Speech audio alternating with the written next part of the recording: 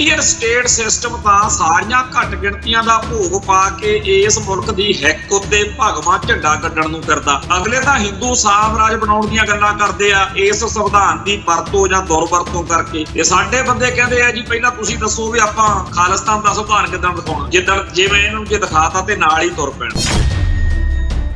ਜਦੋਂ ਵੀ ਕਿਤੇ ਸਿੱਖਾਂ ਦੇ ਉੱਤੇ ਕੁਝ ਵਧੀਕੀ ਹੋ ਜਾਂਦੀ ਹੈ, ਜਦੋਂ ਵੀ ਸਿੱਖ ਪ੍ਰਤੀਕਿਰਿਆ ਕਰਦੇ ਆ ਤਾਂ ਟੀਵੀ ਚੈਨਲਾਂ ਦੇ ਉੱਤੇ ਬੜੇ ਬੀਬੇ ਤੇ ਸਾਊ ਜੇ ਬਣ ਕੇ ਕੁਝ ਚਿਹਰੇ ਆ ਜਾਂਦੇ ਆ ਜਿਹੜੇ ਮੱਤਾਂ ਦੇਣ ਬਹਿ ਜਾਂਦੇ ਆ ਕਿ ਜੀ ਪਰ ਤੁਸੀਂ ਥਾਣੇ ਜਾਣਾ ਸੀ, ਤੁਸੀਂ ਅਦਾਲਤ 'ਚ ਜਾਣਾ ਸੀ, ਤੁਸੀਂ ਐ ਕਰ ਲੈਣਾ ਸੀ, ਤੁਸੀਂ ਉਹ ਕਰ ਲੈਣਾ ਸੀ। ਜਦੋਂ ਅਸੀਂ ਇਸ ਮੁਲਕ ਦੇ ਮੀਡੀਆ ਨੂੰ ਦੇਖਦੇ ਹਾਂ, ਇੰਡੀਅਨ ਮੀਡੀਆ ਨੂੰ, ਪਿਛਲੇ 25-30 ਸਾਲ ਤੋਂ ਅਕਸਰ ਇੱਕ ਇਹ ਰੁਝਾਨ ਸੀਗਾ ਵੀ ਇੱਕ ਹਿੰਦੂ ਟੋਲਾ ਬਹਿ ਜਾਣਾ 4-5 ਜਾਣਿਆਂ ਦਾ, ਇੱਕ ਮੁਸਲਮਾਨ ਸੱਦ ਲੈਣਾ, ਫਿਰ ਉਹਨੂੰ ਫੱਟੀ ਤੇ ਜਿਵੇਂ ਖੱਦੋ ਬੁੜਕਦੀ ਆ ਨਾ ਐਂ ਬੜਕਾਉਣਾ। ਹੁਣ ਸਿੱਖਾਂ ਦਾ ਨੰਬਰ ਲੱਗਣ ਦੀ ਤਿਆਰੀ ਆ, ਪਰ ਸਿੱਖਾਂ ਨੂੰ ਪਹਿਲਾਂ ਹੀ ਭਾਰਤੀ ਮੀਡੀਆ ਤੋਂ ਪਹਿਲਾਂ ਹੀ ਸਾਡੇ ਜਿਹੜੇ ਪੰਜਾਬੀ ਮੀਡੀਆ ਵਾਲੇ ਨੇ ਉਹ ਦੁਆਲੇ ਹੋਏ ਨੇ। ਕਦੇ ਨਾ ਕਦੇ ਕਿਸੇ ਨਾ ਕਿਸੇ ਚੈਨਲ ਤੇ ਕੋਈ ਪ੍ਰੋ ਪੰਜਾਬ, ਕੋਈ ਫਲਾਨਾ, ਉੱਥੇ ਇੱਕ ਅੱਧੇ ਸਿੱਖ ਨੂੰ ਸੱਦ ਲੈਂਦੇ ਆ, ਕਿਸੇ ਪੰਥਕ, ਕਿਸੇ ਖਾਲਿਸਤਾਨੀ ਸੋਚ ਵਾਲੇ ਨੂੰ, ਫਿਰ ਆਪਦੇ ਹਿਸਾਬ ਨਾਲ ਗੱਲਾਂ ਬਾਤਾਂ ਪੁੱਛ ਕੇ ਕੌਮ ਤੋਂ ਉਹਨੂੰ ਗਾਲਾਂ ਪਵਾਉਣ ਦਾ ਜੁਗਾੜ ਕਰ ਦਿੰਦੇ ਨੇ। ਕੋਈ ਪੁੱਠੀ ਸਿੱਧੀ ਗੱਲ ਨਿਕਲ ਜਾਂਦੀ ਆ ਜਾਂ ਕਢਵਾ ਲੈਂਦੇ ਆ ਜਾਂ ਬਣਾ ਦਿੰਦੇ ਨੇ ਜੇ ਨਹੀਂ ਵੀ ਹੁੰਦੀ। ਜਿਹੜਾ ਸਾਡਾ ਪੰਜਾਬੀ ਮੀਡੀਆ ਜਿਹਨੂੰ ਅਸੀਂ ਕਹਿੰਦੇ ਆ ਜੀ ਇਹਦੀ ਹਮਾਇਤ ਕਰਨੀ ਚਾਹੀਦੀ ਆ, ਆਪ ਦਾ ਪਲੇਟਫਾਰਮ ਬਣਨਾ ਚਾਹੀਦਾ, ਉਹਦਾ ਹਾਲ ਜਿਹੜਾ ਹੈ ਜੇ ਤੁਸੀਂ ਧਿਆਨ ਨਾਲ ਦੇਖੋ ਇਹ ਪੰਥ ਦਾ, ਪੰਜਾਬ ਦਾ ਨੁਕਸਾਨ ਜ਼ਿਆਦਾ ਕਰ ਰਿਹਾ।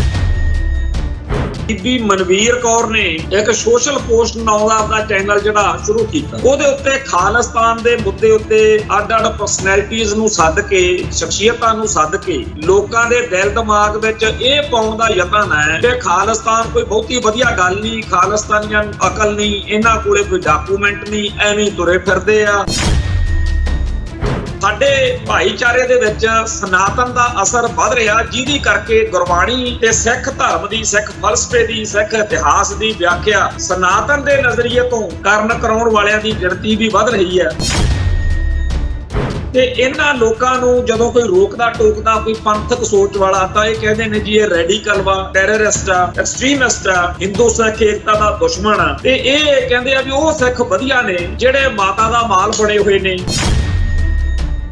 ਟੀਵੀ 84 ਉੱਤੇ ਪ੍ਰੋਗਰਾਮ ਖਬਰ ਦੀ ਖਬਰ ਦੇਖ ਰਹੇ ਸਾਰੇ ਦਰਸ਼ਕਾਂ ਨੂੰ ਮੈਂ ਸਰਬਜੀਤ ਸਿੰਘ ਘੁਮਾਣ ਫਤਿਹ ਅਰਜ ਕਰਦਾ ਜੀ। ਵਾਹਿਗੁਰੂ ਜੀ ਕਾ ਖਾਲਸਾ, ਵਾਹਿਗੁਰੂ ਜੀ ਕੀ ਫਤਿਹ।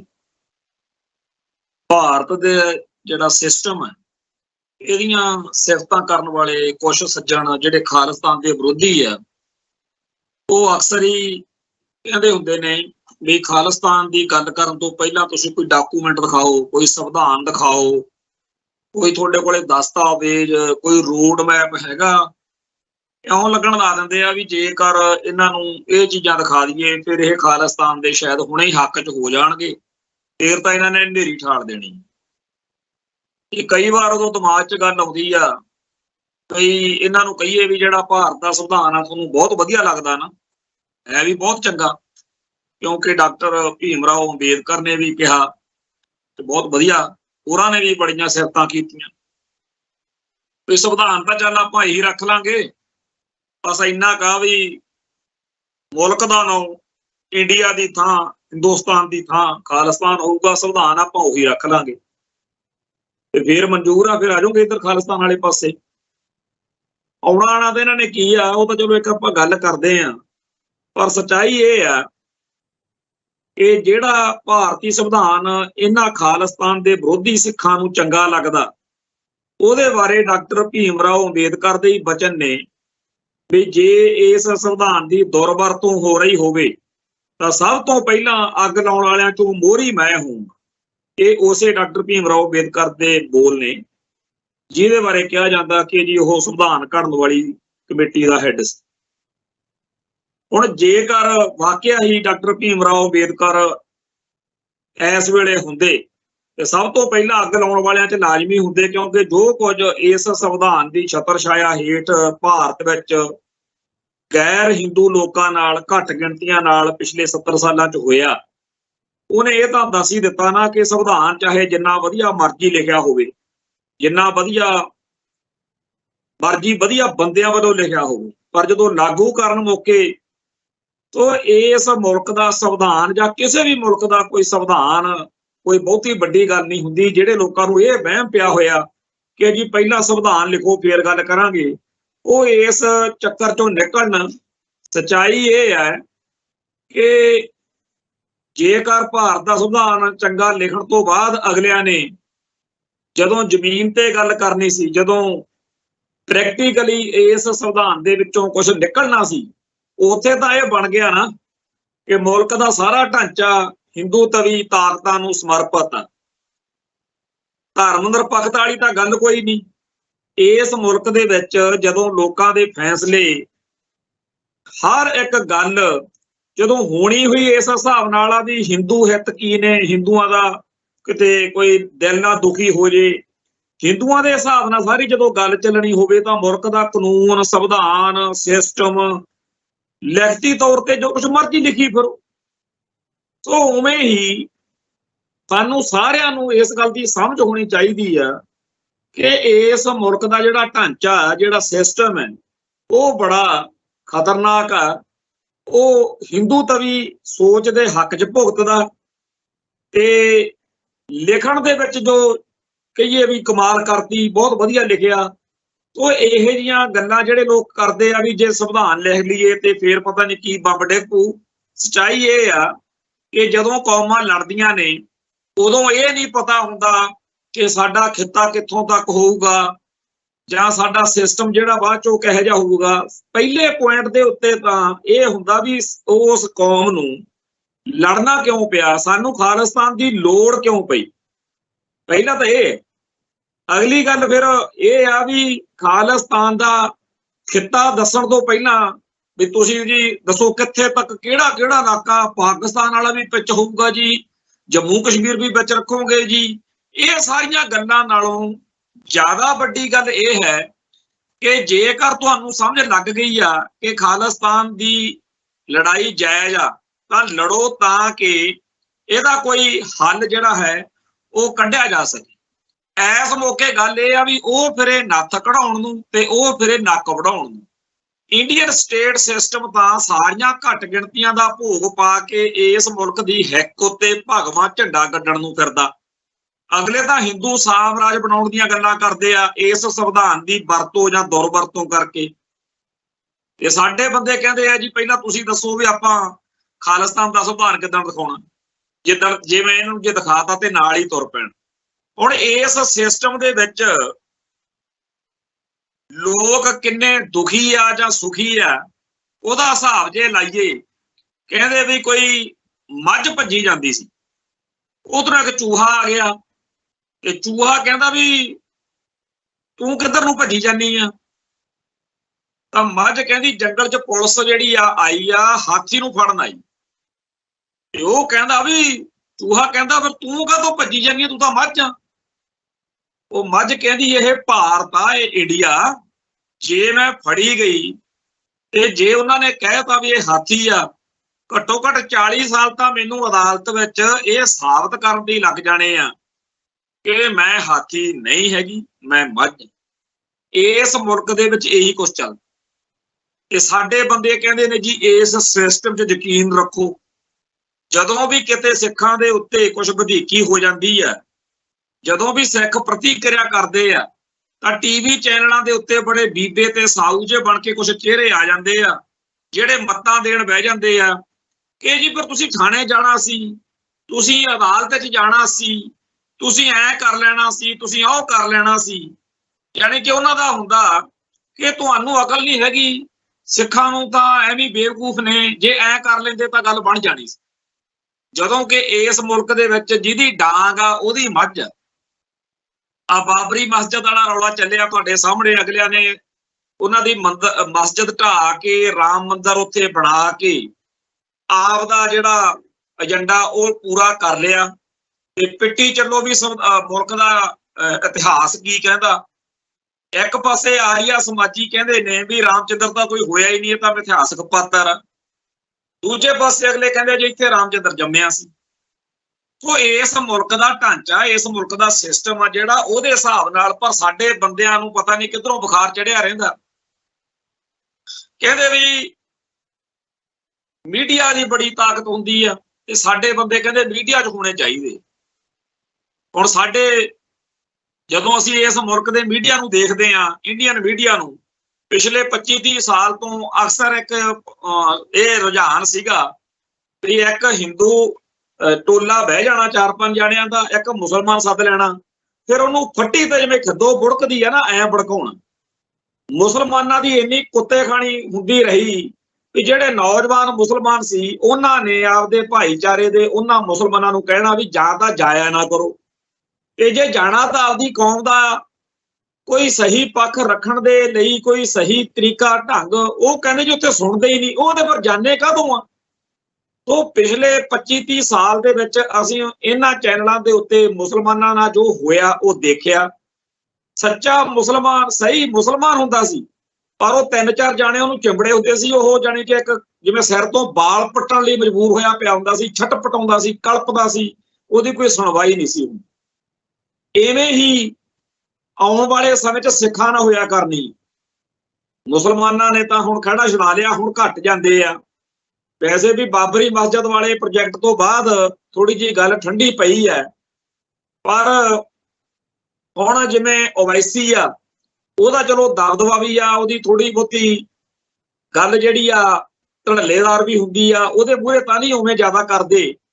ਪਰ ਪਹਿਲਾਂ ਜੋ ਕੁਝ ਵਾਪਰਿਆ ਮੁਸਲਮਾਨਾਂ ਨਾਲ ਉਹ ਅੱਜ ਵੀ YouTube ਤੇ ਵੀਡੀਓਜ਼ ਪਈਆਂ ਨੇ। ਹੁਣ ਸਿੱਖਾਂ ਦਾ ਨੰਬਰ ਲੱਗਣ ਦੀ ਤਿਆਰੀ ਆ, ਪਰ ਸਿੱਖਾਂ ਨੂੰ ਪਹਿਲਾਂ ਹੀ ਭਾਰਤੀ ਮੀਡੀਆ ਤੋਂ ਪਹਿਲਾਂ ਹੀ ਸਾਡੇ ਜਿਹੜੇ ਆਹ ਪੰਜਾਬੀ ਮੀਡੀਆ ਵਾਲੇ ਨੇ ਉਹ ਦੁਆਲੇ ਹੋਏ ਨੇ। ਕਦੇ ਨਾ ਕਦੇ ਕਿਸੇ ਨਾ ਕਿਸੇ ਚੈਨਲ ਤੇ ਕੋਈ ਪ੍ਰੋ ਪੰਜਾਬ, ਕੋਈ ਫਲਾਨਾ, ਉੱਥੇ ਇੱਕ ਅੱਧੇ ਸਿੱਖ ਨੂੰ ਸੱਦ ਲੈਂਦੇ ਆ, ਕਿਸੇ ਪੰਥਕ, ਕਿਸੇ ਖਾਲਿਸਤਾਨੀ ਸੋਚ ਵਾਲੇ ਨੂੰ, ਫਿਰ ਆਪਦੇ ਹਿਸਾਬ ਨਾਲ ਗੱਲਾਂ ਬਾਤਾਂ ਪੁੱਛ ਕੇ ਕੌਮ ਤੋਂ ਉਹਨੂੰ ਗਾਲਾਂ ਪਵਾਉਣ ਦਾ ਜੁਗਾੜ ਕਰ ਦਿੰਦੇ ਨੇ। ਕੋਈ ਪੁੱਠੀ ਸਿੱਧੀ ਗੱਲ ਨਿਕਲ ਜਾਂਦੀ ਆ, ਜਾਂ ਕਢਵਾ ਲੈਂਦੇ ਆ, ਜਾਂ ਬਣਾ ਦਿੰਦੇ ਨੇ ਜੇ ਨਹੀਂ ਵੀ ਹੁੰਦੀ। ਉਹ ਜਿਹੜਾ ਸਾਡਾ ਪੰਜਾਬੀ ਮੀਡੀਆ ਜਿਹਨੂੰ ਅਸੀਂ ਕਹਿੰਦੇ ਆ ਜੀ ਇਹਦੀ ਹਮਾਇਤ ਕਰਨੀ ਚਾਹੀਦੀ ਆ, ਆਪ ਦਾ ਪਲੇਟਫਾਰਮ ਬਣਨਾ ਚਾਹੀਦਾ, ਉਹਦਾ ਹਾਲ ਜਿਹੜਾ ਹੈ ਜੇ ਤੁਸੀਂ ਧਿਆਨ ਨਾਲ ਦੇਖੋ, ਇਹ ਪੰਥ ਦਾ, ਪੰਜਾਬ ਦਾ ਨੁਕਸਾਨ ਜ਼ਿਆਦਾ ਕਰ ਰਿਹਾ, ਖਿਲਾਫ ਜ਼ਿਆਦਾ ਭੁਗਤ ਰਿਹਾ। ਕਿਸੇ ਮਸਲੇ ਉੱਤੇ ਕਦੇ ਹੋ ਸਕਦਾ ਕੰਮ ਆ ਗਏ ਹੋਣ, ਨਹੀਂ ਤਾਂ ਬਸ ਇਹ ਬੇੜਾ ਹੀ ਗਰਕ। ਖਾਸ ਤੌਰ ਤੇ ਪੰਥਕ ਅਤੇ ਖਾਲਿਸਤਾਨੀ ਸੋਚ ਦੇ ਤਾਂ ਬਿਲਕੁਲ ਇਹ ਭਾਰਤੀ ਮੁੱਖਧਾਰਾ ਨੂੰ ਪ੍ਰਣਾਇਆ ਹੋਇਆ ਮੀਡੀਆ ਤੇ ਦੂਜੇ ਪਾਸੇ ਭੁਗਤ।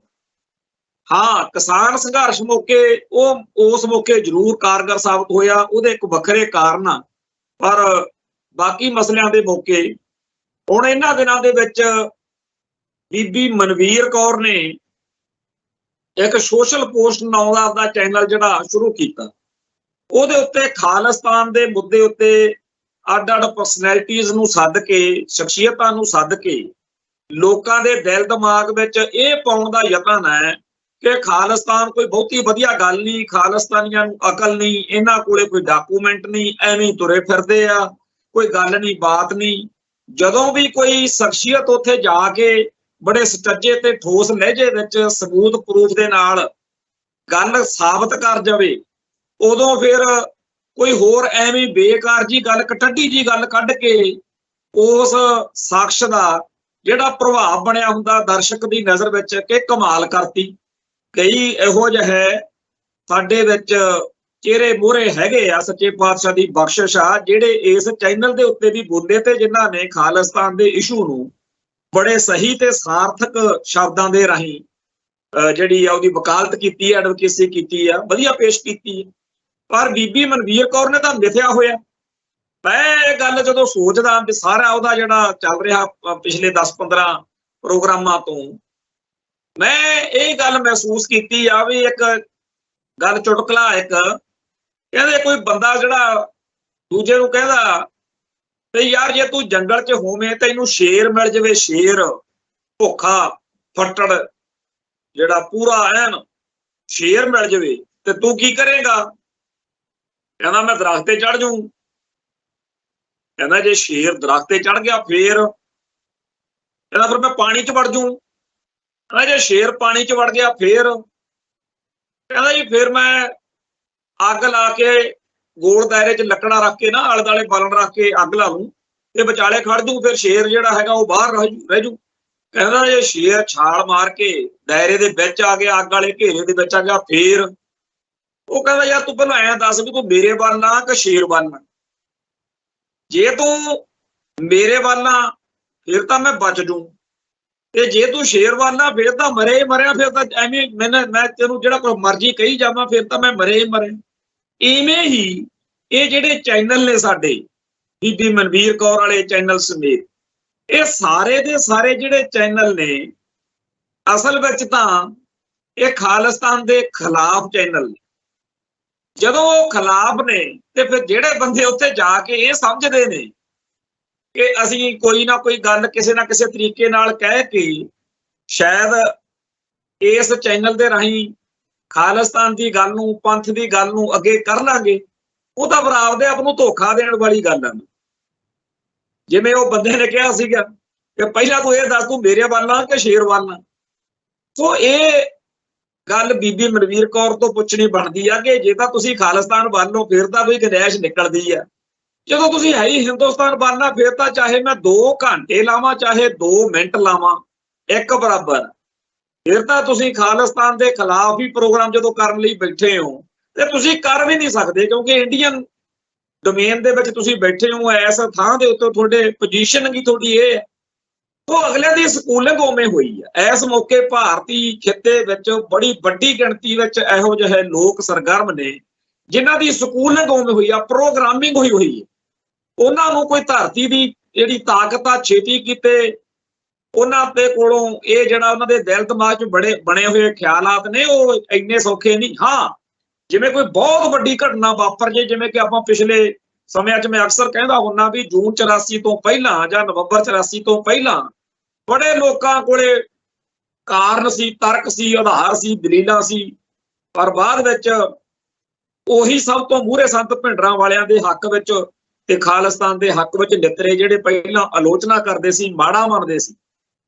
ਸੋ ਕੋਈ ਬਹੁਤ ਵੱਡੀ ਗੱਲ ਵਾਪਰ ਜੇ ਅਦਰਵਾਈਜ਼ ਜਿਨ੍ਹਾਂ ਤੋਤਿਆਂ ਨੂੰ, ਇਹ ਤੋਤੇ ਆ ਜਿਹੜੇ ਪੜ੍ਹਾਏ ਨੇ ਉਹਨਾਂ ਨੇ ਇੰਡੀਆ ਨੇ, ਇਹੋ ਜਿਹੇ ਤੋਤੇ ਖਾਲਿਸਤਾਨ ਦੇ ਖਿਲਾਫ ਜਾਂਦੀ ਹਰ ਗੱਲ ਦੀ ਹਮਾਇਤ ਕਰਨਗੇ ਤੇ ਹਿੰਦੁਸਤਾਨ ਜਿੰਦਾਬਾਦ। ਇਹਨਾਂ ਨੂੰ ਲੱਗਦਾ ਹੁਣ ਇਸ ਮੌਕੇ ਦੁਨੀਆ ਭਰ ਦੇ ਵਿੱਚ ਇੰਡੀਅਨ ਮੀਡੀਆ ਦੇ ਸਾਹਮਣੇ ਸਾਰੇ ਸੰਸਾਰ ਦਾ ਜਿਹੜਾ ਮੀਡੀਆ ਪ੍ਰਾਪੇਗੰਡਾ, ਉਹ ਬਾਕੀ ਸਾਰੇ ਮੁਲਕ ਮੰਨਦੇ ਆ ਵੀ ਇੰਡੀਆ ਦਾ ਪ੍ਰਾਪੇਗੰਡਾ ਬੜਾ ਕਮਾਲ, ਝੂਠ ਨੂੰ ਸੱਚ ਤੇ ਸੱਚ ਨੂੰ ਝੂਠ। ਹੁਣ ਇੱਥੇ ਉਸ ਮੀਡੀਆ ਦੇ ਅਸਰ ਹੇਠ ਹੀ ਬੜੇ ਲੋਕ ਨੇ ਜਿਹੜੇ ਮੰਨਦੇ ਆ ਕਿ ਆਸਟ੍ਰੇਲੀਆ ਜਾਂ ਅਮਰੀਕਾ ਕੈਨੇਡਾ ਦੇ ਵਿੱਚ ਸਿੱਖਾਂ ਨੇ ਮੰਦਿਰਾਂ ਦੇ ਉੱਤੇ ਮਾੜਾ ਚੰਗਾ ਲਿਖਿਆ, ਜਦੋਂ ਕਿ ਸਾਰੀ ਦੁਨੀਆ ਦੀ ਇੱਕ ਰਾਏ ਆ, ਉਹ ਸਾਰੇ ਕਹਿੰਦੇ ਆ ਕੈਨੇਡਾ ਅਮਰੀਕਾ ਤੇ ਹੋਰਨਾਂ ਮੁਲਕਾਂ ਦੇ ਲੋਕ ਕਿ ਸਿੱਖਾਂ ਦੀ ਅਸੀਂ ਗਰੰਟੀ ਦੇ ਸਕਦੇ ਹਾਂ, ਗਰੰਟੀ ਕਿ ਸਿੱਖ ਚਾਹੇ ਜਿੰਨੇ ਮਰਜ਼ੀ ਤੁਸੀਂ ਮਾੜੇ ਘਟੀਆ ਨਕੰਮੇ ਗਰਦਾਨੀ ਚੱਲੋ, ਪਰ ਉਹ ਕਿਸੇ ਦੇ ਧਰਮ ਸਥਾਨ ਦੀ ਏਦਾਂ ਜਿਵੇਂ ਤੁਸੀਂ ਕਹਿੰਦੇ ਹੋ ਮੰਦਿਰ ਤੇ ਝਰੀਟ ਮਾਰ ਦਗੇ, ਇਸ ਤਰ੍ਹਾਂ ਦੀਆਂ ਸਿੱਖਾਂ ਦੇ ਵਿੱਚ ਨਹੀਂ ਹੈਗਾ। ਸਿੱਖ ਨਹੀਂ ਇਹੋ ਜਿਹਾ ਕੰਮ ਕਰ ਸਕਦਾ। ਪਰ ਇੰਡੀਅਨ ਮੀਡੀਆ ਨੇ, ਕਿਉਂਕਿ ਪਿੱਛੇ ਜੇ ਰੌਲਾ ਪਿਆ ਸੀ ਪਤਾ ਨਹੀਂ ਕਿੰਨੇ ਸੈਂਕੜੇ ਹਜ਼ਾਰਾਂ ਦੀ ਗਿਣਤੀ ਵਿੱਚ ਇਹਨਾਂ ਦੇ ਫੇਕ ਜਿਹੜੇ ਸੀ ਬਣਾਏ ਹੋਏ ਨਿਊਜ਼ ਪੋਰਟਲ ਉਹ ਫੜੇ ਗਏ ਸੀ। ਤੋਂ ਸੱਚੀ ਗੱਲ ਇਹ ਹੈ ਕਿ ਜਿਹੜਾ ਇਸ ਮਾਹੌਲ ਦੇ ਵਿੱਚ ਇੰਡੀਅਨ ਖਿੱਤੇ ਵਿੱਚ ਭਾਰਤੀ ਸਕੂਲਾਂ ਦੇ ਵਿੱਚ ਇੱਥੇ ਜਿਹੜਾ ਤੋਤਾ ਪੜ੍ਹਾਇਆ ਜਾਂਦਾ, ਸਾਡੇ ਵੀ ਨਿਆਣੇ ਦਾ ਸ਼ਿਕਾਰ ਹੋਏ ਨੇ ਭਾਰਤੀ ਵਿਦਿਆ ਨੀਤੀ ਦਾ। ਜਿਹੜੀ ਗੱਲ ਪੰਡਤ ਮਦਨ ਮੋਹਨ ਮਾਲਵੀਆ ਜੀ ਫਰਮਾਉਂਦੇ ਹੁੰਦੇ ਸੀ ਵੀ ਅੰਗਰੇਜ਼ਾਂ ਦੇ ਜਾਣ ਤੋਂ ਬਾਅਦ ਅਸੀਂ ਵਿਦਿਆ ਨੀਤੀ ਹੋਈ ਇਹੋ ਜਿਹੀ ਬਣਾਵਾਂਗੇ ਕਿ ਮੁਸਲਮਾਨਾਂ ਦੀ ਮੁਸਲਮਾਨੀ ਕੱਢ ਦਿਆਂਗੇ, ਸਿੱਖਾਂ ਦੀ ਫਿਰ ਸਿੱਖੀ ਵੀ ਤਾਂ ਕੱਢਣੀ ਸੀ। ਸੋ ਸਾਰੇ ਭਾਰਤ ਦੇ ਨਿਆਣਿਆਂ ਨੂੰ, ਖਾਸ ਤੌਰ ਤੇ ਗੈਰ ਸਿੱਖਾਂ ਦੇ ਆਪਣੇ ਗੈਰ ਹਿੰਦੂ ਜਾਣੀ ਕਿ ਮੁਸਲਮਾਨਾਂ ਨੂੰ, ਸਿੱਖਾਂ ਨੂੰ, ਈਸਾਈਆਂ ਨੂੰ, ਹੋਰਾਂ ਨੂੰ ਜਿਹੜਾ ਤੋਤਾ ਪੜ੍ਹਾਇਆ ਜਾ ਰਿਹਾ ਉਹ ਬਹੁਤ ਹੀ ਖਤਰਨਾਕ ਹੈ, ਬਹੁਤ ਹੀ ਜ਼ਿਆਦਾ ਉਹਨਾਂ ਨੂੰ ਜਿਵੇਂ ਆ ਬੀਬੀ ਆ, ਤੁਸੀਂ ਸੁਣੋ ਇਹਦੇ ਪ੍ਰੋਗਰਾਮ, ਮੈਂ ਬੇਨਤੀ ਕਰਦਾ ਵੀ ਸੁਣਿਆ ਕਰੋ ਲਾਜ਼ਮੀ ਬੀਬੀ ਮਨਵੀਰ ਕੌਰ ਦੀ। ਜਦੋਂ ਵੀ ਕੋਈ ਐਂਟੀ ਖਾਲਿਸਤਾਨੀ ਗੱਲ ਜਾਂ ਪੰਥ ਦੇ ਉਲਟ ਗੱਲ ਮਿਲਦੀ ਆ, ਉਹਨੂੰ ਚਾਅ ਜਿਹਾ ਚੜ ਜਾਂਦਾ, ਉਹਦਾ ਚਿਹਰਾ ਐ ਲਿਸ਼ਕਣ ਲੱਗ ਜਾਂਦਾ ਵੀ ਵਾਹ ਜੀ। ਤੇ ਜਦੋਂ ਵੀ ਕੋਈ ਗੱਲ ਪੰਥ ਦੇ, ਕੌਮ ਦੇ ਹੱਕ ਵਿੱਚ ਉਹਦੇ ਚੈਨਲ ਤੇ ਹੋ ਜੇ ਉਹਦਾ ਬਹੁਤ ਹੀ ਰੰਗ ਜਿਹਾ ਉੱਡ ਜਾਂਦਾ, ਬੜਾ ਘਬਰਾ ਜਾਂਦੀ ਆ ਵੀ ਪਤਾ ਨਹੀਂ ਮੈਨੂੰ ਕਿਸੇ ਨੇ ਫੜ ਕੇ ਕਿਤੇ ਕੋਈ ਸਜ਼ਾ ਸੁਜਾ ਹੀ ਨਾ ਮਿਲ ਜੇ, ਜਿਵੇਂ ਮਾਸਟਰ ਦੇ ਥੱਪੜ ਤੋਂ ਡਰਦਾ ਨਾ ਨਿਆਣਾ, ਏਦਾਂ ਜੇ ਉਹਦਾ ਹਾਲ ਹੋ ਜਾਂਦਾ। ਤੇ ਫਿਰ ਪੋਲਾ ਜਿਹਾ ਮੂੰਹ ਬਣਾ ਕੇ ਬੜੀ ਸਾਊ ਜੀ ਤੇ ਬੀਬੀ ਜੀ ਆਵਾਜ਼ ਵਿੱਚ ਕੋਈ ਪੁੱਠੀ ਸਿੱਧੀ ਜੀ ਗੱਲ ਕਰ ਦੂਗੀ, ਜਿਹਦੇ ਨਾਲ ਜਿਹੜਾ ਉੱਥੇ ਬੈਠਾ ਹੁੰਦਾ ਚੈਨਲ ਦੇ ਉੱਤੇ ਬੋਲ ਰਿਹਾ ਹੁੰਦਾ, ਉਹਨੂੰ ਫਿਰ ਅਲਝਾ ਜੇ ਦਿੰਦੀ ਆ ਵੀ ਇਹ ਐਡੀ ਕੋਈ ਗੱਲ ਨਹੀਂ ਸੀ। ਸੋ ਸਿੱਖ ਰਾਜ, ਖਾਲਸਾ ਰਾਜ, ਸਿੱਖ ਸਟੇਟ ਤੇ ਖਾਲਿਸਤਾਨ ਦਾ ਨਾਂ ਲੈ ਕੇ ਬੀਬੀ ਮਨਵੀਰ ਕੌਰ ਸਮੇਤ ਬਹੁਤ ਸਾਰੇ ਲੋਕ ਆ ਜਿਹੜੇ ਉਹ ਸਰਗਰਮ ਨੇ, ਜਿਨ੍ਹਾਂ ਦਾ ਨਿਸ਼ਾਨਾ ਜਾਂ ਏਜੰਡਾ ਜਿਹੜਾ ਹੈ ਉਹ ਸਪਸ਼ਟ ਤੌਰ ਦੇ ਉੱਤੇ ਸਿੱਖ ਮਨਾਂ ਦੇ ਅੰਦਰ ਖਾਲਿਸਤਾਨ ਦੇ ਖਿਲਾਫ ਨੈਰੇਟਿਵ ਸਿਰਜਣਾ, ਖਾਲਿਸਤਾਨ ਦੇ ਖਿਲਾਫ ਮਾਹੌਲ ਸਿਰਜਣਾ ਹੈ। ਤੇ ਇਸ ਗੱਲ ਦੇ ਵਿੱਚ ਆਪਾਂ ਥੋੜਾ ਜਿਹਾ ਅੱਗੇ ਤੁਰੀਏ ਤਾਂ ਇਹ ਆ ਵੀ ਜਿਹੜਾ ਇਹ ਸਾਰਾ ਕੁਝ ਚੱਲ ਰਿਹਾ, ਜੇ ਆਪਾਂ ਸਾਰੇ ਚਾਹੁੰਦੇ ਆ ਵੀ ਇਹ ਠੀਕ ਆ, ਆਪਾਂ ਆਪਣੇ ਨੈਰੇਟਿਵ ਨੂੰ, ਆਪਾਂ ਆਪਦੇ ਪਲੇਟਫਾਰਮਾਂ ਨੂੰ ਉਭਾਰਨ ਵਾਲੇ ਪਾਸੇ ਨਾ ਤੁਰਾਂਗੇ, ਤਾਂ ਫਿਰ ਸਾਡੇ ਸਾਹਮਣੇ ਇੱਕ ਸਵਾਲ ਖੜਾ ਹੁੰਦਾ ਹੈ ਕਿ ਕੀ ਆਪਾਂ ਸਿੱਖੀ ਦਾ ਭੋਗ ਪਾਉਣਾ ਚਾਹੁੰਦੇ ਆ, ਆਪਾਂ ਸਿੱਖੀ ਦਾ ਜਿਹੜਾ ਭਵਿੱਖ ਆ ਉਹ ਉਜਵਲ ਕਰਨਾ ਚਾਹੁੰਦੇ ਆ। ਜੇ ਆਪਾਂ ਸਿੱਖੀ ਦਾ ਭੋਗ ਪਾਉਣਾ ਚਾਹੁੰਦੇ ਆ ਤਾਂ ਜਿਹੜਾ ਕੁਝ ਇੰਡੀਅਨ ਮੀਡੀਆ ਰਾਹੀਂ ਸਾਨੂੰ ਪਰੋਸਿਆ ਜਾ ਰਿਹਾ, ਜਾਂ ਜਿਸ ਤਰੀਕੇ ਨਾਲ ਸਨਾਤਨ ਜਿਹੜਾ ਹੈ ਮਤ ਹਿੰਦੂਤਵ, ਇਹਦੇ ਨਾਲ ਸਾਡੇ ਬੰਦੇ ਗਲਵੱਕੜੀ ਪਾ ਰਹੇ ਨੇ ਤੇ ਸਿੱਖੀ ਦੇ ਨਰੋਲ ਖਾਲਸਾਈ ਸਿਧਾਂਤ ਨੂੰ ਤੇ ਸਰੂਪ ਨੂੰ ਗ੍ਰਹਿਣ ਲਾ ਰਹੇ ਨੇ, ਇਹ ਜਿਹੜਾ ਬਹੁਤ ਖਤਰਨਾਕ ਵਰਤਾਰਾ ਦਿਨੋਂ ਦਿਨ ਜ਼ੋਰ ਫੜ ਰਿਹਾ। ਜੇ ਅਸੀਂ ਇਹਦੀ ਨਿਖੇਧੀ ਨਹੀਂ ਕਰਾਂਗੇ, ਸਨਾਤਨ ਦੀ ਸਿੱਖੀ ਦੇ ਉੱਤੇ ਵੱਧ ਰਹੀ ਜਿਹੜੀ ਛਾਂ ਆ, ਪਰਛਾਵਾਂ ਆ, ਗੱਲ ਇਹ ਆ ਵੀ ਜਿਹੜਾ ਸੱਪ ਆ ਨਾ, ਸੱਪ, ਉਹਦੇ ਉੱਤੇ ਜਿੰਨਾ ਮਰਜ਼ੀ ਭਰੋਸਾ ਕਰ ਲਓ, ਉਹਨੇ ਡੰਗ ਮਾਰਨਾ ਹੀ ਮਾਰਨਾ। ਮੈਂ ਤਾਂ ਇੱਥੋਂ ਤੱਕ ਕਹਿਣਾ ਵੀ ਸੱਪ ਉੱਤੇ ਫਿਰ ਭਰੋਸਾ ਕੀਤਾ ਜਾ ਸਕਦਾ, ਪਰ ਸਨਾਤਨ ਤੇ ਨਹੀਂ ਕੀਤਾ ਜਾ ਸਕਦਾ। ਸਨਾਤਨ ਨੇ, ਬ੍ਰਾਹਮਣਵਾਦ ਨੇ ਡੰਗ ਮਾਰਨਾ ਹੀ ਮਾਰਨਾ।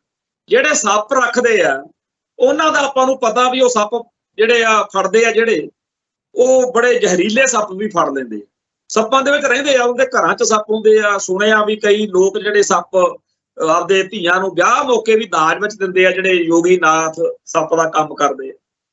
ਤੇ ਜੇ ਕਿਸੇ ਦੇ ਸੱਪ ਲੜ ਜੇ, ਉਹਨਾਂ ਕੋਲੇ ਬਣਕਾ ਵੀ ਕਹਿੰਦੇ ਹੁੰਦਾ।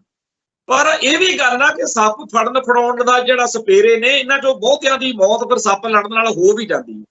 ਸੋ ਜਿਹੜੇ ਸਿੱਖਾਂ ਨੂੰ ਲੱਗਦਾ ਕਿ ਅਸੀਂ ਤਾਂ ਬੜੇ ਉੱਚੇ ਸੁੱਚੇ ਆ, ਸਾਡੇ ਤੇ ਸੱਚੇ ਪਾਤਸ਼ਾਹ ਦੀ ਬੜੀ ਮਿਹਰ ਆ, ਬੜੀ ਕਿਰਪਾ ਹੈ, ਤੇ ਅਸੀਂ ਸਾਡੇ ਉੱਤੇ ਬ੍ਰਾਹਮਣਵਾਦ ਦਾ, ਸਨਾਤਨ ਦਾ ਕੀ ਗਲਤ ਅਸਰ ਹੋ ਜੂ, ਇਹ ਤਾਂ ਐਵੇਂ ਸਿੱਖ ਜਿਹੜੇ ਨੇ ਕਲਪੀ ਜਾਂਦੇ ਨੇ। ਇਹਨਾਂ ਦੇ ਵਿੱਚ ਵਿਚਰਨ ਦੇ ਨਾਲ ਕੁਝ ਨਹੀਂ ਹੁੰਦਾ। ਅਸੀਂ ਆਪਦੇ ਧਰਮ ਉੱਤੇ ਅਡੋਰ ਖੜੇ ਆ। ਜਿਨ੍ਹਾਂ ਲੋਕਾਂ ਨੂੰ ਇਹ ਵਹਿਮ ਆ, ਉਹਨਾਂ ਨੂੰ ਇਹ ਗੱਲ ਚੇਤੇ ਰੱਖਣੀ ਚਾਹੀਦੀ ਆ ਕਿ ਜਿਹੜੇ ਵੱਡੇ ਵੱਡੇ ਯੋਗੀ, ਜਿਹੜੇ ਵੱਡੇ ਵੱਡੇ ਆਪਦੇ ਆਪ ਨੂੰ ਘੈਂਟ ਸਮਝਦੇ ਆ, ਉਹ ਵੀ ਸੱਪ ਲੜਨ ਨਾਲ ਆਖਰ ਮਾਰੇ ਜਾਂਦੇ ਆ, ਕਿਉਂਕਿ ਸੱਪ ਨੇ ਤਾਂ ਡੰਗ ਮਾਰਨਾ ਹੀ ਮਾਰਨਾ। ਸੋ ਬ੍ਰਾਹਮਣਵਾਦ ਨੇ ਤਾਂ ਡੰਗ ਮਾਰਨਾ ਹੀ ਮਾਰਨਾ, ਸਨਾਤਨ ਨੇ ਡੰਗ ਮਾਰਨਾ ਹੀ ਮਾਰਨਾ। ਉਸ ਮੌਕੇ ਫਿਰ ਚੀਕਾਂ ਨਾ ਮਾਰਿਆ ਕਰੀਏ ਕਿ ਜੀ ਮੈਂ ਤਾਂ ਇੰਨੀ ਸੇਵਾ ਕੀਤੀ ਪੰਥ ਦੀ। ਜਦੋਂ ਗਲਤ ਗੱਲ ਤੁਹਾਡੀ ਸਾਹਮਣੇ ਆ ਗਈ, ਉਸ ਮੌਕੇ ਉਹਨਾਂ ਨੇ, ਪੰਥ ਨੇ ਫਿਰ ਬਖਸ਼ਣਾ ਨਹੀਂ ਹੁੰਦਾ। ਸੋ ਸਾਡੇ ਭਾਈਚਾਰੇ ਦੇ ਵਿੱਚ ਸਨਾਤਨ ਦਾ ਅਸਰ ਵੱਧ ਰਿਹਾ, ਜਿਹਦੀ ਕਰਕੇ ਗੁਰਬਾਣੀ ਤੇ ਸਿੱਖ ਧਰਮ ਦੀ, ਸਿੱਖ ਫਲਸਫੇ ਦੀ, ਸਿੱਖ ਇਤਿਹਾਸ ਦੀ ਵਿਆਖਿਆ ਸਨਾਤਨ ਦੇ ਨਜ਼ਰੀਏ ਤੋਂ ਕਰਨ ਕਰਾਉਣ ਵਾਲਿਆਂ ਦੀ ਗਿਣਤੀ ਵੀ ਵੱਧ ਰਹੀ ਹੈ। ਤੇ ਇਹਨਾਂ ਲੋਕਾਂ ਨੂੰ ਜਦੋਂ ਕੋਈ ਰੋਕਦਾ ਟੋਕਦਾ, ਕੋਈ ਪੰਥਕ ਸੋਚ ਵਾਲਾ, ਤਾਂ ਇਹ ਕਹਿੰਦੇ ਨੇ ਜੀ ਇਹ ਰੈਡੀਕਲ ਵਾ, ਟੈਰਰਿਸਟ ਆ, ਐਕਸਟ੍ਰੀਮਿਸਟ ਆ, ਹਿੰਦੂ ਸਿੱਖ ਏਕਤਾ ਦਾ ਦੁਸ਼ਮਣ ਆ।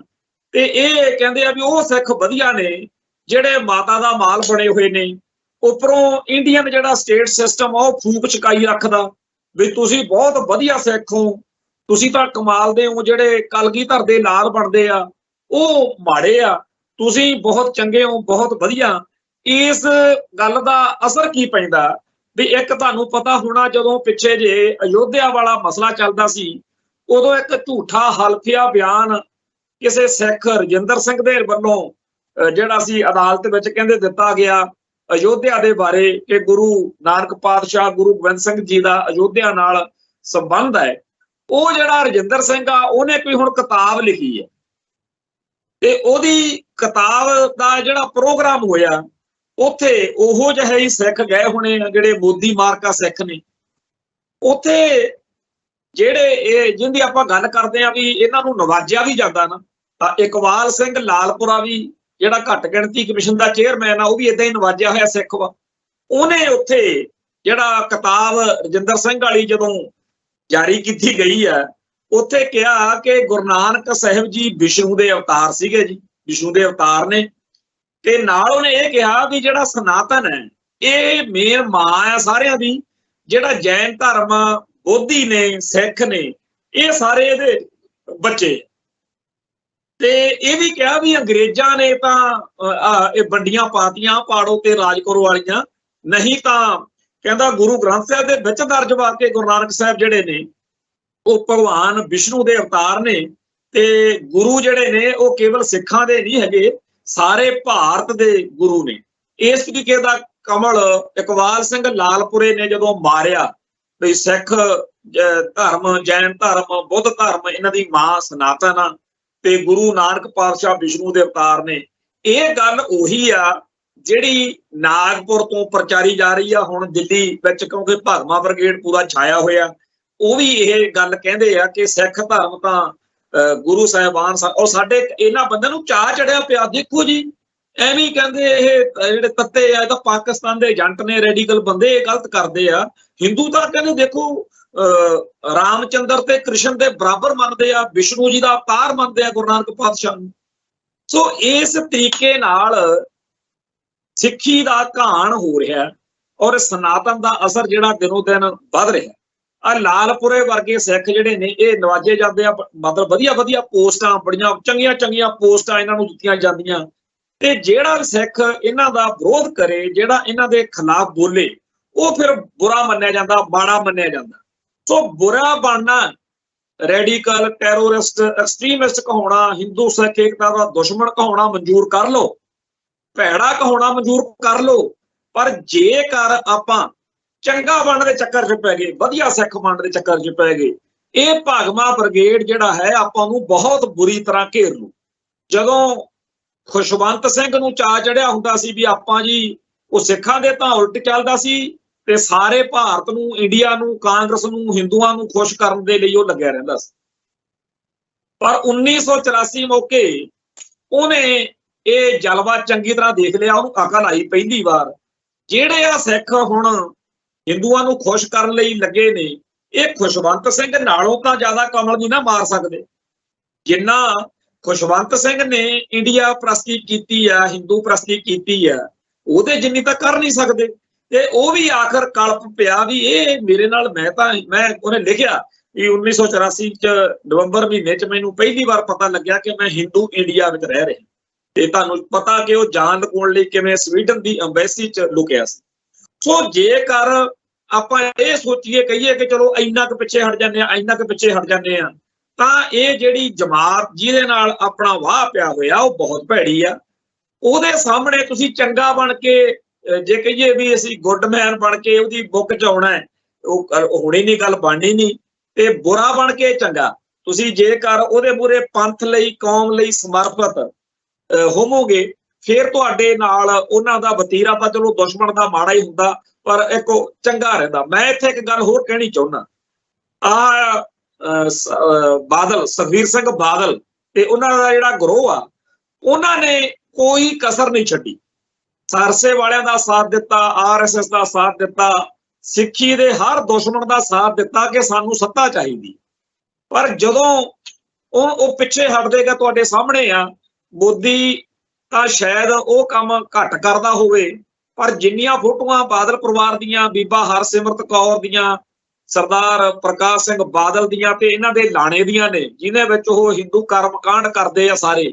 ਸਰਸੇ ਵਾਲੇ ਕੋਲ ਅੱਜ ਸਰਦਾਰ ਤਰਲੋਚਨ ਸਿੰਘ ਜਿਹੜਾ ਸਾਬਕਾ ਮੈਂਬਰ ਪਾਰਲੀਮੈਂਟ ਹੈ, ਕਿ ਜਿਹੜਾ ਗਿਆਨੀ ਜੈਲ ਸਿੰਘ ਦਾ ਨੇੜਲਾ ਰਿਹਾ, ਉਹਦੀ ਇੱਕ ਇੰਟਰਵਿਊ ਅੱਜ ਚੱਲ ਰਹੀ ਆ, ਜਿਹਦੇ ਵਿੱਚ ਉਹ ਇਹ ਗੱਲ ਦੱਸ ਰਿਹਾ ਕਿ ਸਰਸੇ ਵਾਲੇ ਨਾਲ ਮੇਰੇ ਸੰਬੰਧ, ਮੇਰਾ ਸੰਪਰਕ ਬਾਦਲ ਪਰਿਵਾਰ ਕਰਕੇ ਬਣਿਆ ਸੀ। ਬਾਦਲ ਸਾਹਿਬ ਨੇ, ਵੱਡੇ ਬਾਦਲ ਨੇ ਜੋੜਿਆ ਸੀ ਮੈਨੂੰ ਉਹਦੇ ਨਾਲ। ਉਹ ਅੱਜ ਸਾਰੀ ਗੱਲ ਇੱਥੇ ਸੁਣਾ ਰਿਹਾ ਸੀ, ਸਾਰੀ ਕਹਾਣੀ। ਖੈਰ ਗੱਲ ਇਹ ਹੈ ਵੀ ਇਹ ਜਿਹੜਾ ਪਰਿਵਾਰ ਆ, ਇਹ ਜਦੋਂ ਸਰਸੇ ਵਾਲੇ ਦੀਆਂ RSS ਵਾਲੇ ਦੀਆਂ ਖੁਸ਼ੀਆਂ ਲੈਣ ਲਈ ਸਿੱਖ ਧਰਮ ਦੇ ਖਿਲਾਫ ਭੁਗਤਦਾ ਰਿਹਾ, ਪਿੱਛੇ ਹਟਦਾ ਗਿਆ ਵੀ ਆਪਾਂ ਹਿੰਦੂ ਖੁਸ਼ ਕਰਨਾ ਜੀ, ਆਪਾਂ RSS ਵਾਲੇ ਖੁਸ਼ ਰੱਖਣੇ ਆ ਜੀ, ਆਪਾਂ ਜੀ ਸਰਸੇ ਵਾਲੇ ਖੁਸ਼ ਰੱਖਣੇ। ਤੋ ਜਿੰਨਾ ਇਹ ਪਿੱਛੇ ਹਟਦੇ ਗਏ ਅਖੀਰ ਕੀ ਆ, ਅੱਜ ਅਮਿਤ ਸ਼ਾਹ ਕਹਿੰਦਾ, ਮੈਂ ਤਾਂ ਉਹਦਾ ਯਕੀਨ ਹੀ ਨਹੀਂ ਕਰਦਾ, ਕਹਿੰਦਾ ਸੁਖਬੀਰ ਦਾ, ਉਹ ਤਾਂ ਝੂਠਾ ਹੀ ਬੜਾ। ਤੇ ਸਰਸੇ ਵਾਲੇ ਤੁਹਾਡੇ ਸਾਹਮਣੇ ਆ, ਪ੍ਰਦੀਪ ਜਿਹੜਾ ਉਹ ਕੋਹਲੀ, ਪ੍ਰਦੀਪ ਕਲੇਰ, ਉਹ ਅੱਜ ਸ਼ਰੇਆਮ ਇਹਨਾਂ ਦੇ ਨਾ ਤਾਂ ਸਰਸੇ ਵਾਲੇ ਤੇ ਨਾ RSS ਵਾਲੇ ਭਾਵੇਂ ਬ੍ਰਿਗੇਡ ਵਾਲੇ ਅੱਜ ਸੁਖਬੀਰ ਬਾਦਲ ਨੂੰ ਜਾਂ ਬਾਦਲ ਦਲ ਵਾਲਿਆਂ ਨੂੰ ਸਾਰਿਆਂ ਨੂੰ ਪੂਰੀ ਤਰ੍ਹਾਂ ਰੱਦ ਕਰ ਰਹੇ ਨੇ ਵੀ ਜੇ ਇਹ ਆਪਦੇ ਧਰਮ ਦੇ ਨਹੀਂ ਬਣੇ, ਇਹ ਹੋਰ ਕਿਸੇ ਦੇ ਕੀ ਬਣ ਜਾਣਗੇ। ਕਿਉਂਕਿ ਗਦਾਰ ਦੀ ਪਿੱਠ 'ਚ ਛੁਰਾ ਮਾਰਨ ਵਾਲੇ ਦੀ ਜਦੋਂ ਫਿਤਰਤ ਸਮਝ ਲੱਗ ਜਾਵੇ ਨਾ, ਫਿਰ ਉਦੋਂ ਸਾਰੇ ਬੰਦੇ ਉਹ ਤੋਂ ਟਾਲਾ ਮਾਰ ਜਾਂਦੇ ਆ ਵੀ ਜਿਸ ਕੌਮ ਨੇ, ਜਿਸ ਧਰਮ ਨੇ ਇਹਨਾਂ ਦੇ ਪੈਰ ਲਵਾਏ, ਜਿਨ੍ਹਾਂ ਸਿੱਖਾਂ ਨੇ ਇਹਨਾਂ ਨੂੰ ਇੰਨੀ ਤਾਕਤ ਦਿੱਤੀ, ਜੇ ਉਹਦੇ ਨਹੀਂ ਬਣੇ ਸਾਡੇ ਕੀ ਬਣ ਜਾਣ। ਅੱਜ ਸਰਸੇ ਵਾਲਿਆਂ ਦੇ ਮਗਰ ਲੱਗ ਕੇ, RSS ਵਾਲਿਆਂ ਦੇ ਮਗਰ ਲੱਗ ਕੇ ਬਾਦਲ ਪਰਿਵਾਰ ਦਾ ਕੀ ਹਾਲ ਆ ਜੀ। ਆ ਜਿਹੜੇ ਹਰਚਰਨ ਬੈਂਸ ਵਰਗੇ ਤੇ ਮਹੇਸ਼ਿੰਦਰ ਸਿੰਘ ਗਰੇਵਾਲ ਵਰਗੇ ਹੋਰ, ਉਹ ਅੱਜ ਵੀ ਪੂਰਾ ਲੱਗੇ ਹੋਏ ਨੇ ਵੀ ਸਿੱਖ ਜਿਹੜੇ ਨੇ ਬੜੇ ਮਾੜੇ ਆ ਜੀ।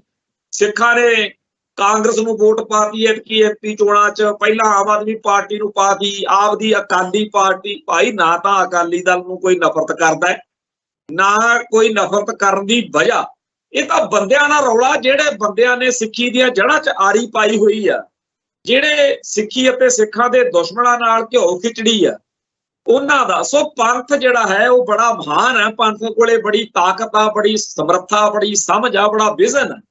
ਪੰਥ ਨੇ ਇਹ ਦੇਖ ਲਿਆ ਜਦੋਂ ਕਿ ਇਹਨਾਂ ਦਾ ਕੋਈ ਇਲਾਜ ਨਹੀਂ, ਤੇ ਉਹਨਾਂ ਨੇ 2017 ਤੋਂ ਪੰਥ ਨੇ ਇਹਨਾਂ ਦਾ ਸਾਥ ਸਹਿਯੋਗ ਛੱਡ ਦਿੱਤਾ। ਜਿੰਨਾ ਟਾਈਮ ਕੋਈ ਨਵਾਂ ਆਪ ਦੇ ਅੰਦਰੋਂ ਵੱਡੀ ਤਾਕਤ ਪੈਦਾ ਨਹੀਂ ਹੋ ਰਹੀ, ਉਹ ਐਕਸਪੈਰੀਮੈਂਟ ਕਰ ਰਹੇ ਨੇ, ਪਹਿਲਾਂ ਕਾਂਗਰਸ ਨੂੰ, ਫਿਰ ਹੁਣ ਆਮ ਆਦਮੀ ਪਾਰਟੀ ਨੂੰ, ਕੱਲ ਕਲਾ ਨੂੰ ਕੋਈ ਆਪਦੀ ਮਜ਼ਬੂਤ ਧਿਰ ਪੈਦਾ ਵੀ ਹੋ ਸਕਦੀ ਹੈ।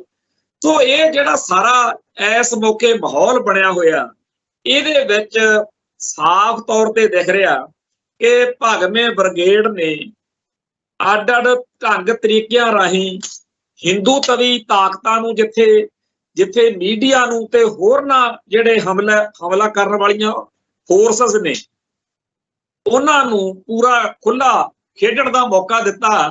ਉੱਥੇ ਇੱਕ ਜਿਹੜਾ ਮੇਨ ਪੁਆਇੰਟ ਸਾਨੂੰ ਮਹਿਸੂਸ ਹੋਣਾ ਚਾਹੀਦਾ ਉਹ ਇਹ ਆ ਕਿ ਸਿੱਖਾਂ ਨੂੰ ਗੁਰੂ ਗ੍ਰੰਥ ਸਾਹਿਬ ਜੀ ਦੇ ਬਰਾਬਰ ਕੁਝ ਹੋਰ ਦਿੱਤਾ ਜਾਵੇ।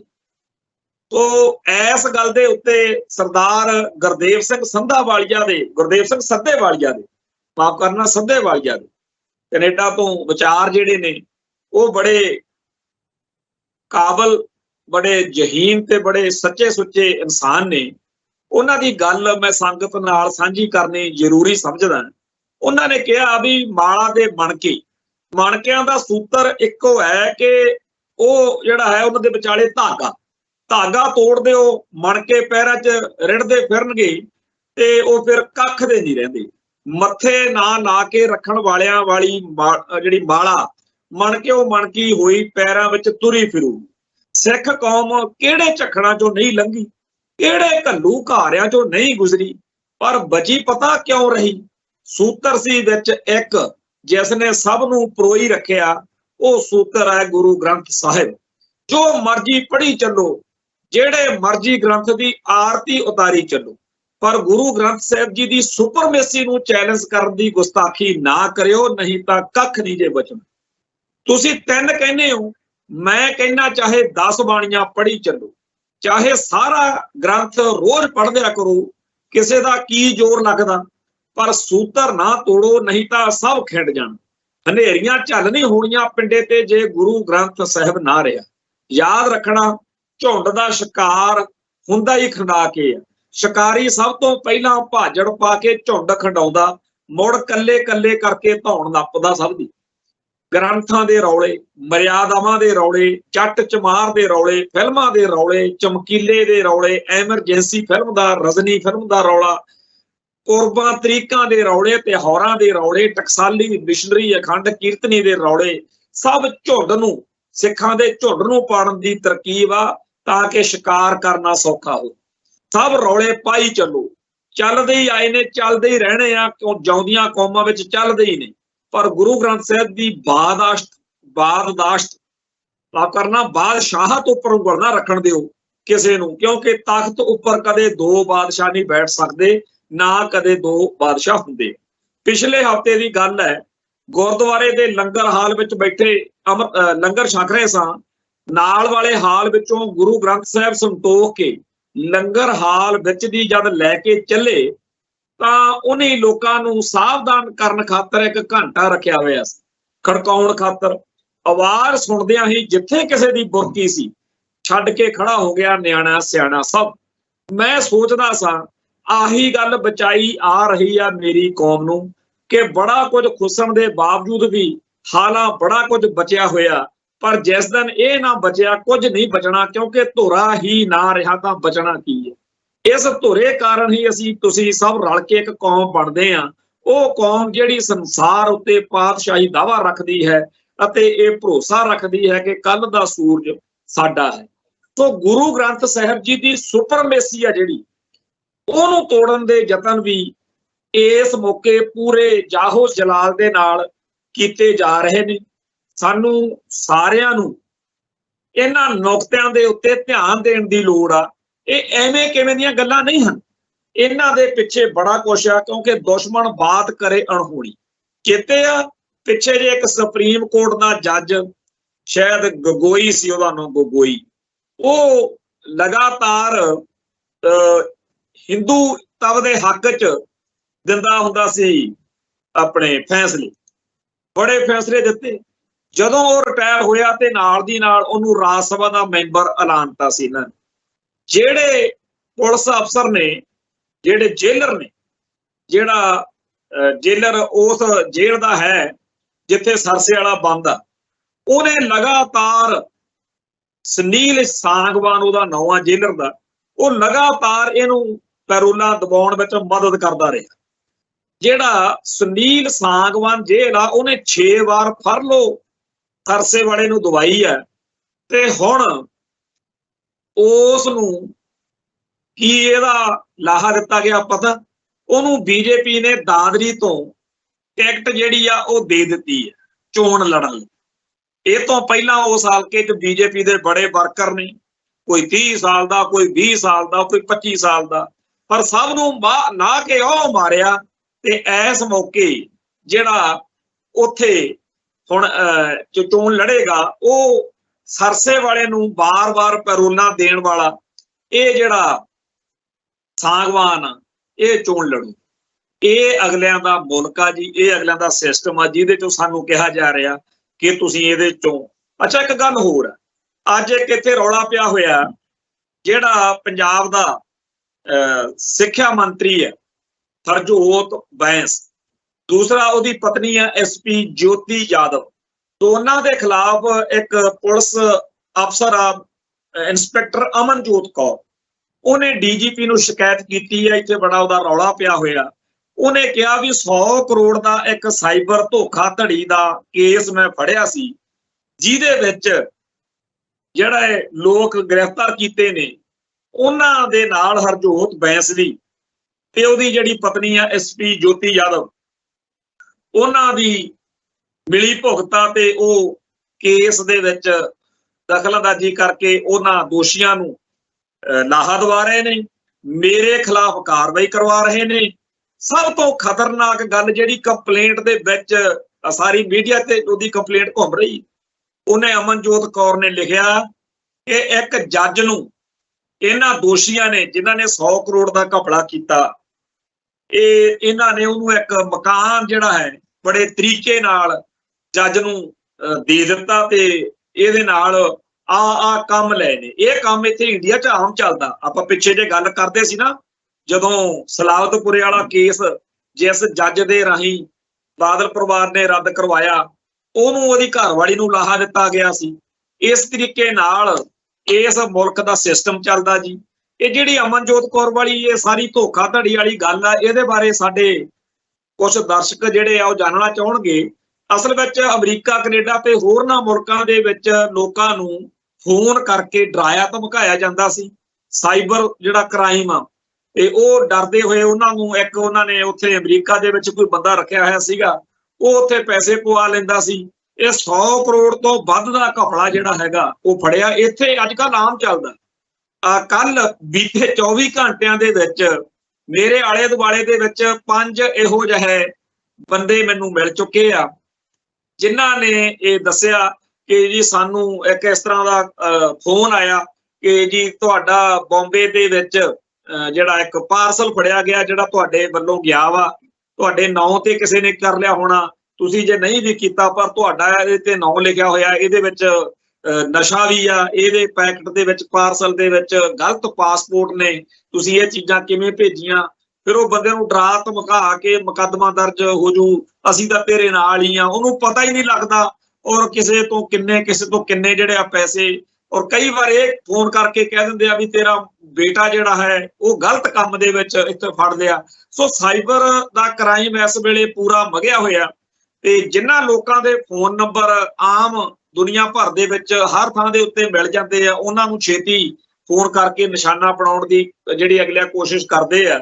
ਸੋ ਇਸ ਮਾਹੌਲ ਦੇ ਵਿੱਚ ਜਦੋਂ 100 ਕਰੋੜ ਦਾ ਘਪਲਾ ਕਰਨ ਵਾਲਿਆਂ ਨੂੰ ਕਿਸੇ ਨੇ ਜੇ ਫੜ ਹੀ ਲਿਆ, ਅਮਨਜੋਤ ਕੌਰ ਇੰਸਪੈਕਟਰ ਨੇ, ਤਾਂ ਉਹਨੂੰ ਉਲਟਾ ਟੰਗਿਆ ਜਾ ਰਿਹਾ। ਜਿੱਥੇ ਕਹਿੰਦੇ ਕਹਾਉਂਦੇ ਜਿਹੜੇ ਮਿਨਿਸਟਰ ਆ ਉਹ ਘਪਲਿਆਂ ਦੇ ਵਿੱਚ ਸ਼ਾਮਲ ਹੋਣ, ਜਿੱਥੇ ਅਮਨਜੋਤ ਕੌਰ ਵਰਗੇ ਪੁਲਿਸ ਅਧਿਕਾਰੀ ਜਿਹੜੇ ਆਪਦੀ ਜਾਨ ਬਚਾਉਣ ਨੂੰ ਕੇਸਾਂ ਤੋਂ ਬਚਣ ਲਈ ਭੱਜੇ ਫਿਰਦੇ ਹੋਣ, ਉਸ ਮੁਲਕ ਦੇ ਸਿਸਟਮ ਦੇ ਵਿੱਚ ਜਿਹੜੇ ਸਾਨੂੰ ਮਤਾਂ ਦਿੰਦੇ ਆ ਵੀ ਇਹ 'ਚ ਯਕੀਨ ਰੱਖੋ ਜੀ, ਇਹ ਬਹੁਤ ਵਧੀਆ ਜੀ, ਇਹ ਜਿਹੜੇ ਖਾਲਿਸਤਾਨ ਦੀ ਗੱਲ ਕਰਦੇ ਆ ਬੜੇ ਮਾੜੇ ਆ, ਕੀ ਕਿਹਾ ਜਾਵੇ।